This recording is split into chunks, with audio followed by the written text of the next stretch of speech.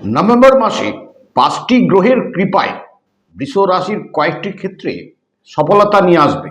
বৃষ রাশির 16ই নভেম্বর থেকে ভালো দিন শুরু হতে চলেছে, কেননা রবি গ্রহ নিজ তুলা রাশি ত্যাগ করে তার মিত্র রাশি বৃশ্চিক রাশিতে গোচর করার পর বৃষ রাশির কয়েকটি ক্ষেত্রে অসাধারণ সফলতা নিয়ে আসবে।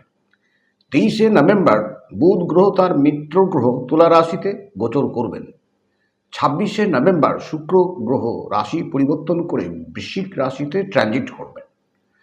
28শে নভেম্বর সবচেয়ে পরিবর্তন হবে যখন শনিদেব 137 দিন বক্রী ত্যাগ করে মার্গী হবেন।